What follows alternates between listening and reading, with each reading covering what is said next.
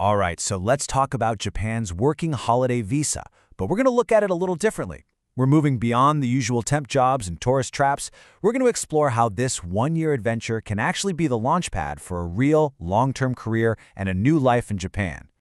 So, here's the big question we're tackling. Can a one-year adventure really turn into a life-changing career? And the answer is a definite yes.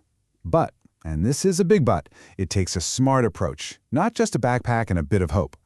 First up, I want to show you what's actually possible when you think outside the box. We're going to kick things off with an amazing success story from Hokkaido that completely flips the script on what this visa can be. So we're heading way up north to the beautiful island of Hokkaido, to a small town called Tishikaga. Now, this is the perfect example of what can happen when you step off that beaten path, away from the giant cities. It can unlock opportunities you would never ever find otherwise. Okay, check out this progression. It all started with a pretty standard hotel job, right? But the magic is in what happened next. Instead of just punching the clock, this person started working with the local revitalization team. They used their skills to create these awesome PR videos for the town. And just like that, they went from being a temporary worker to a truly valued part of the community. Now, that story is super inspiring, for sure. But let's be real, it's not always a walk in the park. So for this next part, we need a little reality check on the common hurdles that you're probably going to face on the ground. And this is so important. Look, this isn't to scare you off, it's about being prepared. Honestly, understanding these challenges is the absolute first step to creating your own success story. First thing, let's talk money, specifically taxes. See this number, 20.42%? That's the flat income tax rate that hits a lot of non-resident workers, including you on a working holiday. This can be a huge shock if you're not ready for it, so you absolutely have to factor this into your budget. And next up, 6 months. What's this about? Well, this is usually the longest you can work for any single employer on this visa. That means you can't just find one great job and coast for the whole year.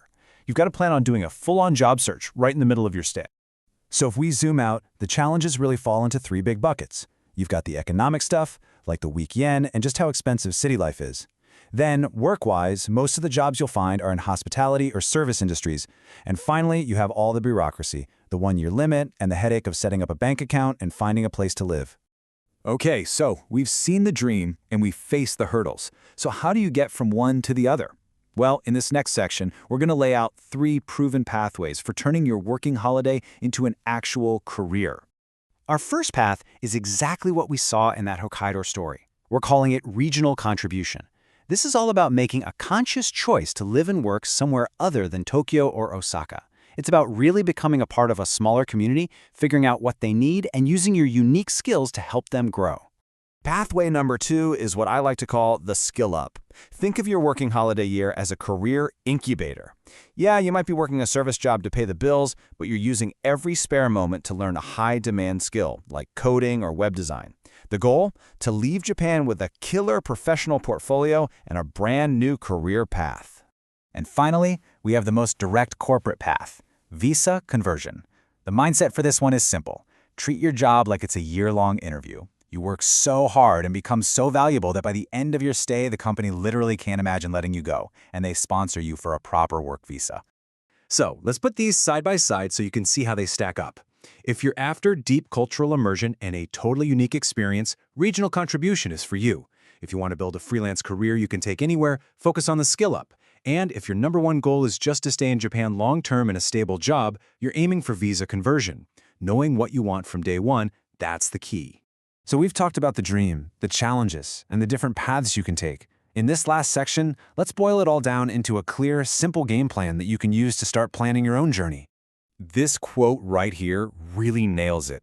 The working holiday visa gives you this incredible amount of freedom. But success doesn't just happen because you're in Japan. It happens when you use that freedom to actively engage, to contribute, and to build something real. When you get right down to it, it's all about these 3 things. 1. Know your purpose before you even get on the plane. 2. Genuinely engage with local people. Get out of that foreigner bubble. And 3. Leverage your skills. Use what you already know, and make sure you document all your new experiences for whatever comes next. And that really brings us to the final thought. Your 1 year in Japan, it's a blank page.